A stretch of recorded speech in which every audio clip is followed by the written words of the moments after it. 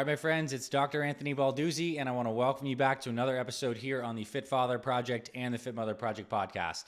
Today, we're joined by a special guest expert, Clint Van Winkle, who is actually a family friend and now coaching girls lacrosse with someone who works on our team. And it's been awesome to be introduced to him because he has a very important message that we haven't brought to the podcast so far.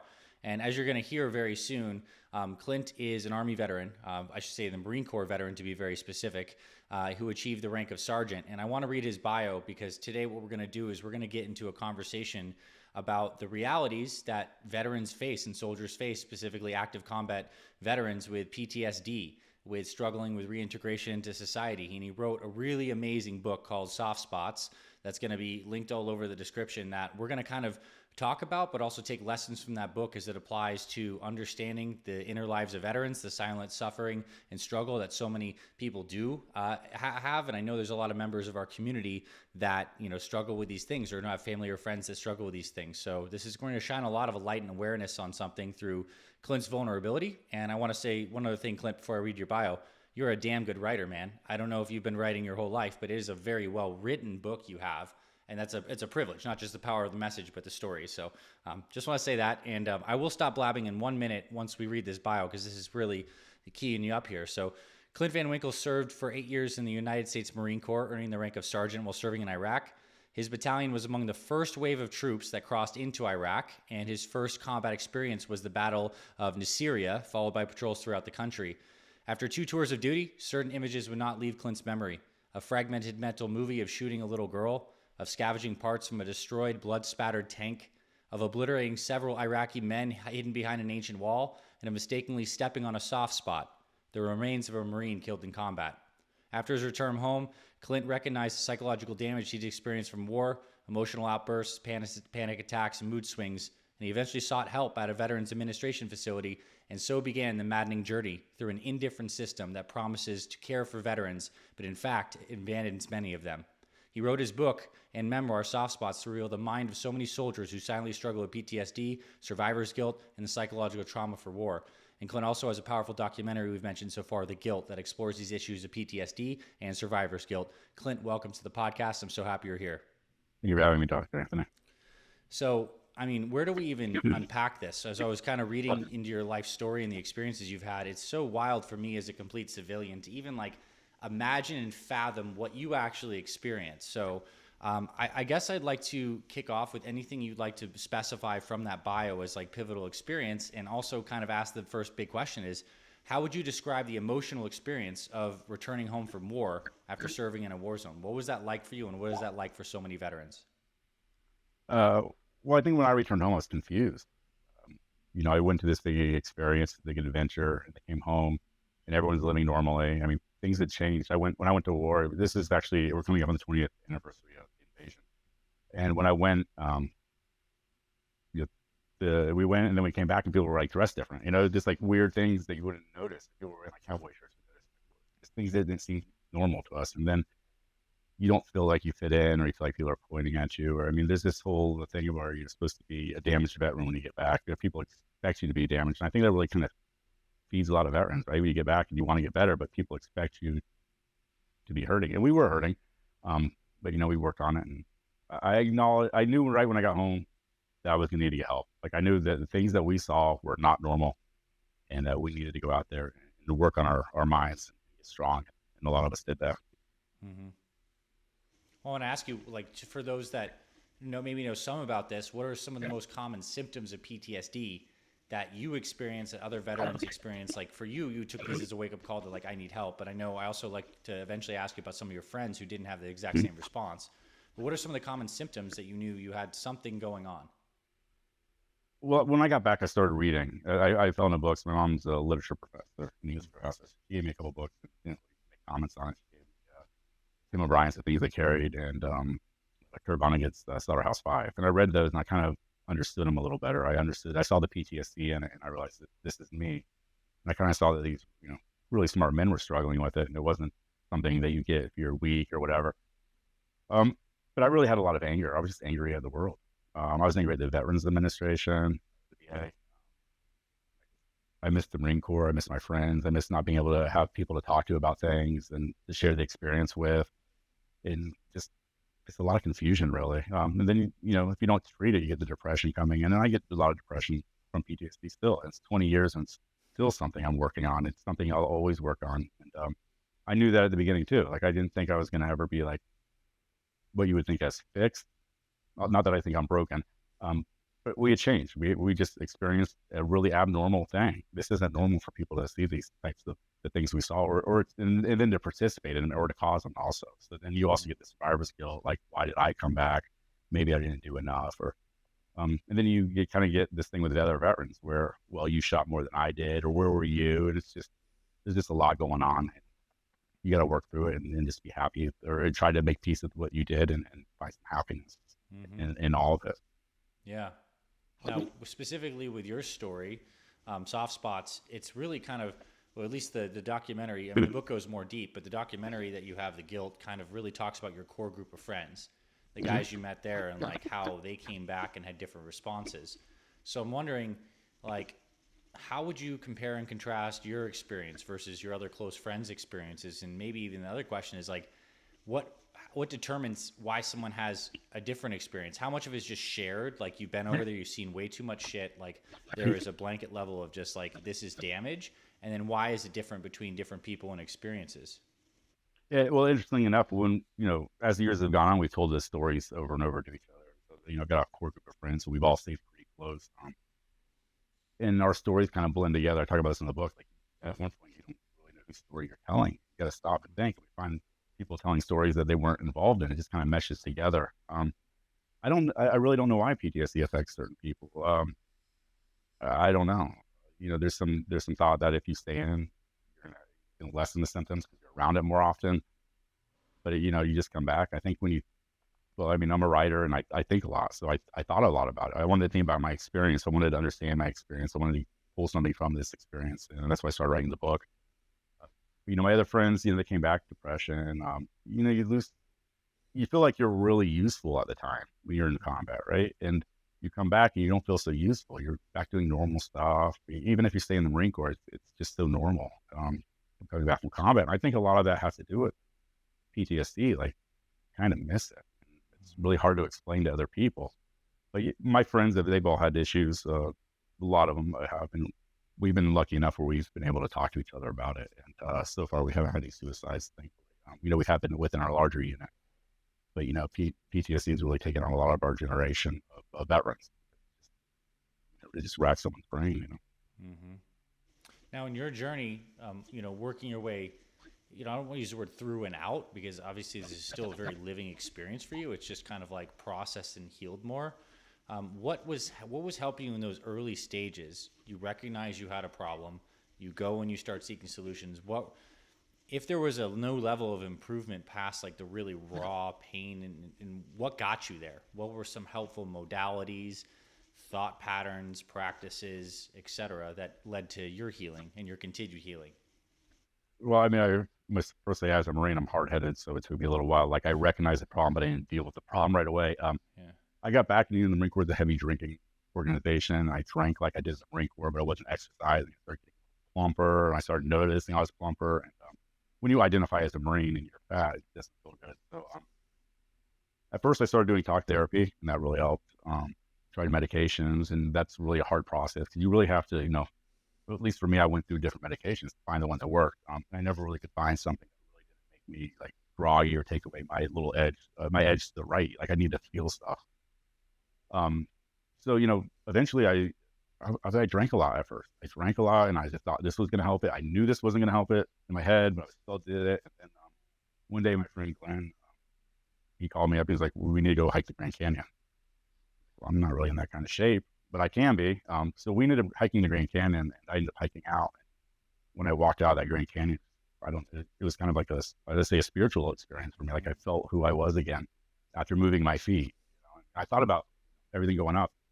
And after that, I decided I was going to, along with my talk therapy, I was going to exercise. I was going to go out and hike. I was going to be in nature. I was going to do things that were going to make me happy and give me some peace. And I really got into going outside and doing different nature So I coupled that with, of course, the therapy. I stick in therapy. I have a psychiatrist, like a psychologist, and then I talk a lot about it to people. And, like when I talk to you, it's just I meet so many people to get different perspectives from it, and it's been great to get these different things and incorporate them in. So right now I'm just trying to eat healthy, trying to exercise. Got my medication. Yeah. I actually get really good care at the VA. I know my book's all about not getting good care at the VA, but the bureaucracy there is what stops the doctors. The doctors there have been phenomenal. I've had them, except for the first couple of years, which I write about. I just work at it. It's a job, really. I have to work at it. And I talk to my friends. They call me, and we just do the best we can to keep on going. Yeah. I mean, really powerful thing that you just shared. And I almost feel like many people listening to this right now are also trying in their own version of pursuit and struggle to follow this healthy, supportive, integrated, connected life, which means all these kind of practices and pretty much constant effort on that. It just seems in your case like the stakes are much higher.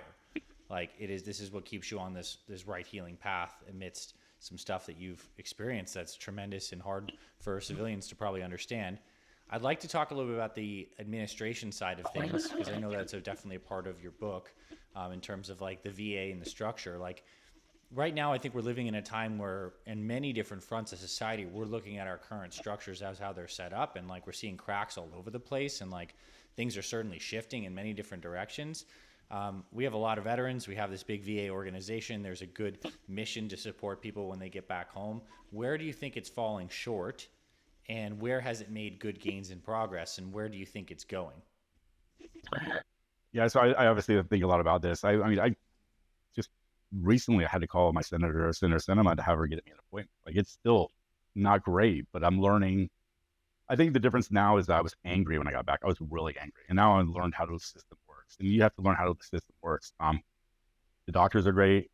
I get great medical care. It's just getting that medical care is what the problem is. A lot of people are talking about maybe, or not a lot of people, politicians are speaking about doing maybe a card, like some kind of insurance card for us. I think it's going to head more to that, where Veterans Choice is expanded and we're able to make our own appointments. I think once we make our own appointments, things will be a lot better. I would still go to the VA regardless. I like my doctors. They've been great. They get frustrated too, and you can see the frustration with them when they try to make an appointment. The bureaucracy jumps down. But really, they got to work on the bureaucracy. After that, I think everything will be great. The people there seem to be there because they want to be there, and they have reasons for being there as well. Mm-hmm. And I appreciate them being there. Nice. I want to ask you, so now from the vantage point of a friend or family member who has not gone to war but may have somebody in their life who has gone to war, how can a friend or family member be supportive to someone going through it in the different stages, like stage 1, early days, middle days, long term? Yeah, I mean, it's just so different for everybody, just the way people experience it.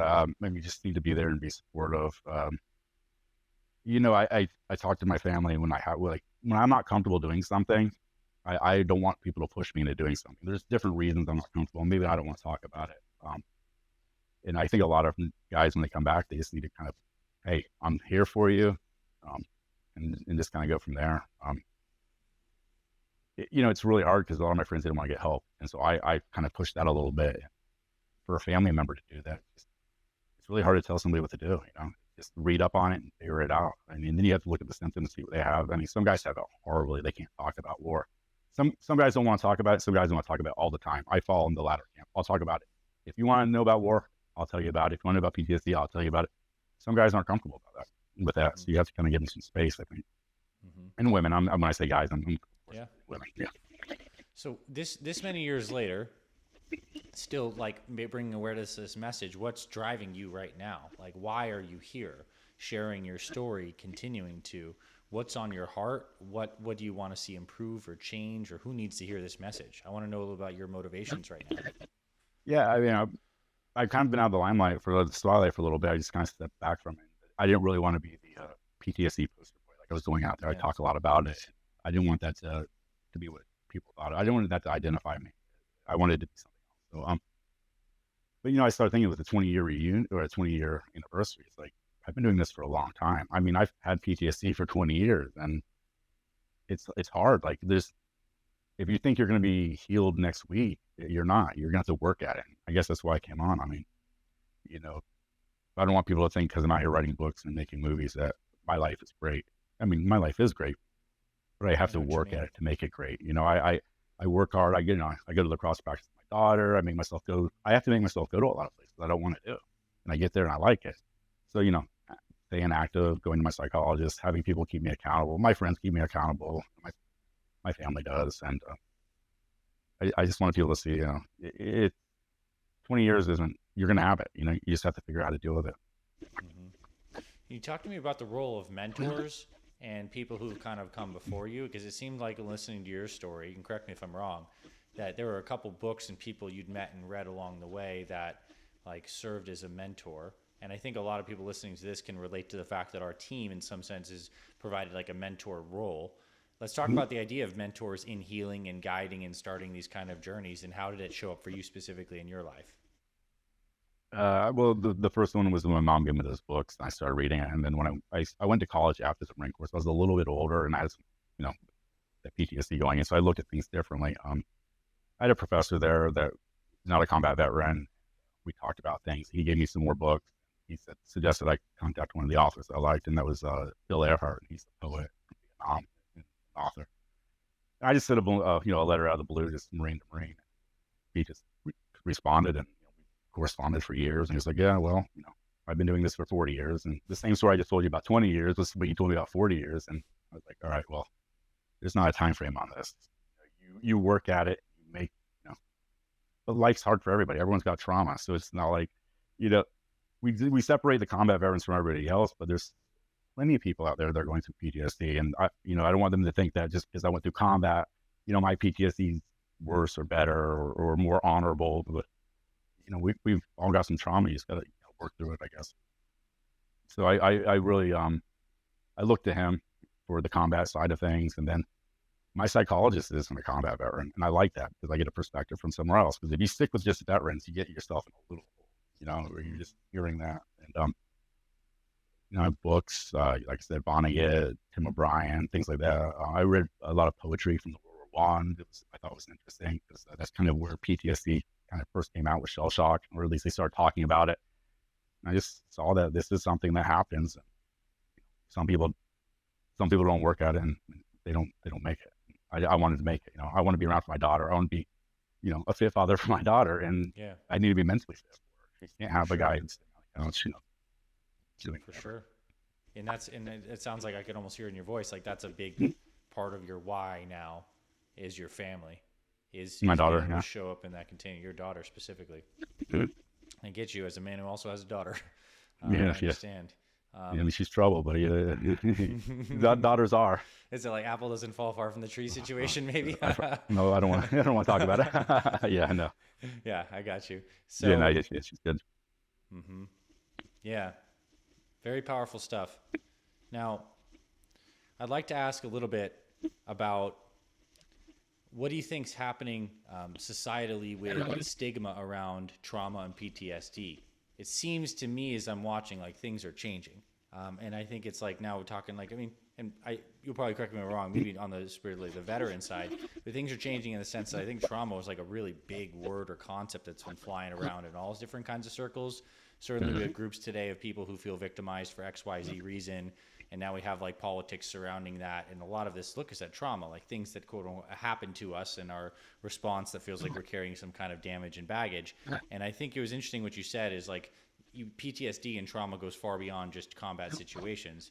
I want to ask how people have responded, like to your message, who are like non-combat trauma stuff, and generally, where do you think the landscape of the discussion around trauma is going? The tools, the culture, etc.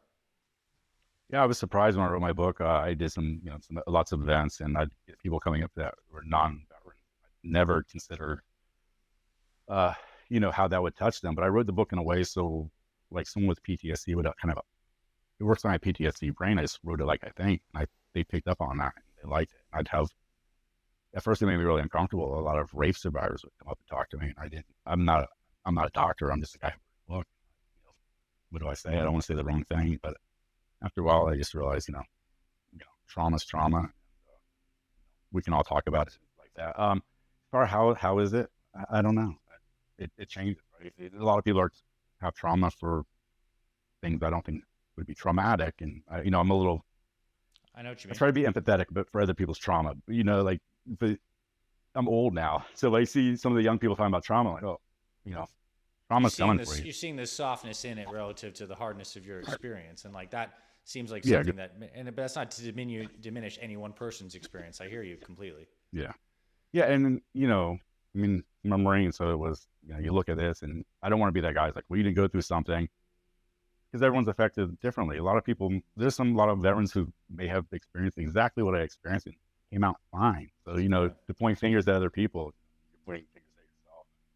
I don't really know where it's going. I mean, I don't think it's lessened up. I've had some bad experiences as far as PTSD being used against me, even after writing a book. So, it kind of deflates it a little bit. Put all this work in, like, oh, well, maybe people aren't listening. Mm-hmm. Okay, I have two questions that just came to mind. One is, in the process of you kind of rewiring your psychology in a sense, or just processing, did you ever use affirmations or statements about like what you want to experience is not? Like, I think the reason just this idea that came to me as you're speaking, this idea is like, I am whole or I am healthy. And I think part of this trauma feels like there's some damage that you're inherently carrying. And there's a belief underneath there that's like, I've experienced so much that this is damage, and it's evidenced by all these symptoms I experience, and you connect with that thought. Did you, in your healing, or did you use any kind of like statement or belief or rewire with words or techniques like that? Maybe not. I was just curious. I mean, unofficially, I guess early on I heard people saying like, I'm broke, not me personally. When they talk about their own trauma, I'm broke or I'm broken. I'm like, yeah, that's not me. I'm not broken. Things just got, little misfire here, they're rewired. I'm thinking differently. So I would make sure to not let myself think I was broken. Like, I'm not trying to fix myself. I'm just trying to adapt to my new way of thinking. Nice. And it's easier said than done. Like, I can say this all happy with you, but there's times where I doubt, like, holy smoke, it's hard. It's hard. It's work. Mm-hmm. Question is, I can reflect on some of my life experiences, and like some of the hardest things that I've gone through ultimately have this kind of silver lining in terms of like growth or lessons. Has that been like that for you through your journey? That there has been some kind of like golden thread or really good stuff that's come out of this? I'm curious. Yeah, I mean, as far as, I started writing when doing art around it. I got to meet a lot of cool people, and I think I helped my healing a lot. Like, I have connections with people that, are doing different things. Now I know you, and, I've met people who have different thoughts on how to treat PTSD, and I've listened to them. I mean, there's been some silver lining. The hard part with the war thing, being war and trauma, is that, we were the aggressors. You have to try to deal with, Yeah. we have trauma because we crave the trauma. We were out there, the guys causing the destruction that ultimately gave us PTSD. Yeah. I think that's really hard, especially with something like Iraq, where it's kind of a war where, like, should we have been there or not? It's a debate around it. We don't have a war like Desert Storm where everyone was, okay, go there, come back, no thoughts of whether we should have been there or not. Yeah. So, all that plays into it. I think the survivor's guilt is like the biggest part. It really is. Is it, and what that was really powerful what you just said. I took that to heart. Like, even just the sense of like justification behind the actions creates a container that like may heighten or lessen PTSD, and you were definitely in a situation that like was, I guess, controversial in hindsight, but also like, I see that. Yeah. I always knew as a Marine I was going to go where I was told. If they told me to invade South Carolina, that's where I was going. I was there to do what I was told. But later on in life, I really thought about, do I want to be a person who's I don't want my life to be full of destruction, I guess. Like, I did some contracting afterwards, stopped contracting, not gun carrying. And then just recently, I wanted to do something better. And I saw all these refugees coming out of Ukraine, and it reminded me of Iraq. I went over there and helped. So maybe that's some silver lining. I'm starting to do humanitarian stuff. I want to, at the end of my life, be more of a helper than a destroyer. Yeah. And I imagine, like, unlike many people, you had this experience that's let you to view yourself in that dimension of like destroying and creating, and you're basically consciously tipping the scales, which my hat off to you. Talk about a life's work, I guess, is like to be with your exact experience and move forward in the most positive way that you can be, and knowing it's not easy. Like, deep respect for you, my brother. Like, seriously. Thanks.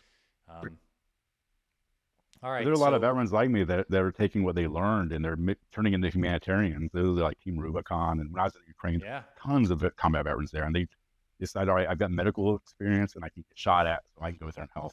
yeah, Kind of nice to see. yeah.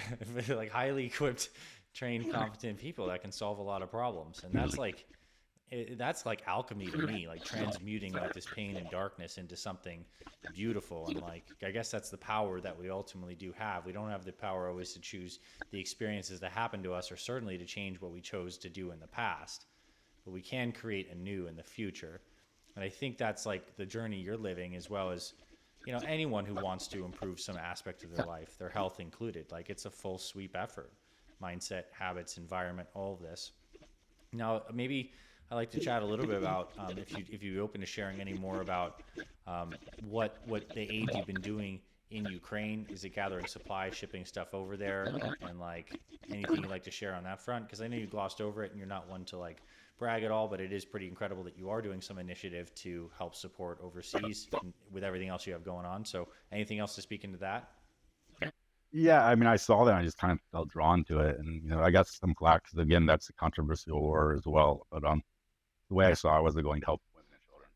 If they were Russians and came over and needed help, I was going to cook soup for them. So we showed up. I have a friend who's a county attorney, deputy county attorney up in Yavapai County, Arizona. And he wanted to go. And so we went together, and we just showed up at the train station and found places to work. We ended up working for like 6 to 8 more organizations.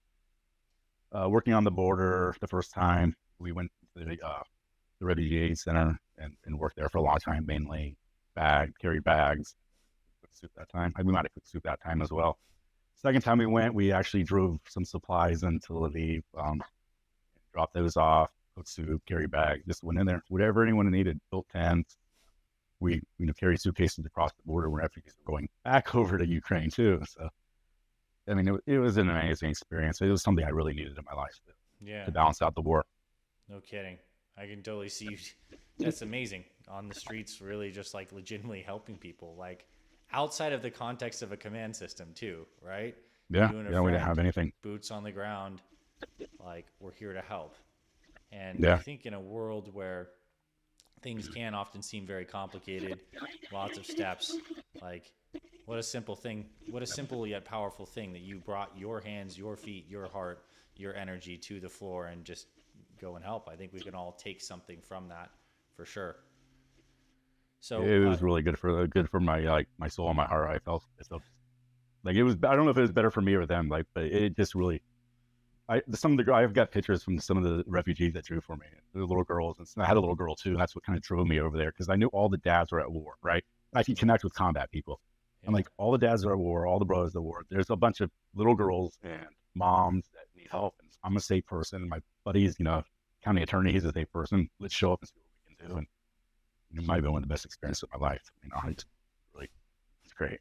It was horrible, but it was great at the same time, Yeah, I hear you. So, I think that's kind of like a little bit about your story. There was horrible stuff, and there's also so much beauty that you're finding in this and sharing it.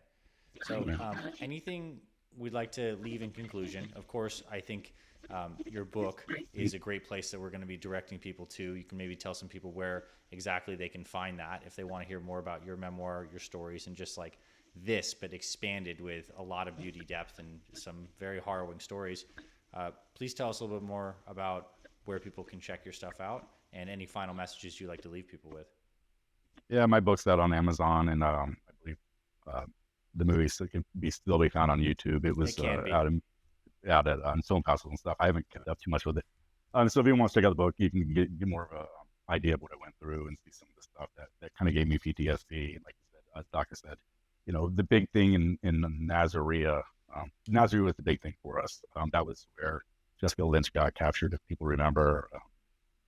And so when we went in there, it was pretty bad. And the vehicles that we drove were amphibious assault vehicles, and there were, I think, 2 or 3 destroyed here. So when you drive in, it'd be like, whatever car you drive, and see it, that could happen to us. So you can read more about that and where I got PTSD and how I went to the VA finally and got some help. But The guilt is actually, I really like the guilt because it has you. If you read the book or you watch the guilt first, it came afterwards, but you can see the guys that were in the book a little bit, Kipper and Paxton. That's about a buddy that Paxton lost. So those two places are good to start if you want to know about PTSD or my journey with PTSD. Like I said, just anecdotal with me. And you can reach out. Anybody's more than welcome to reach out to me if they read it and have any more questions. And again, the book is called Soft Spots, Clint Van Winkle. You can put that into wherever you buy books, Amazon for sure.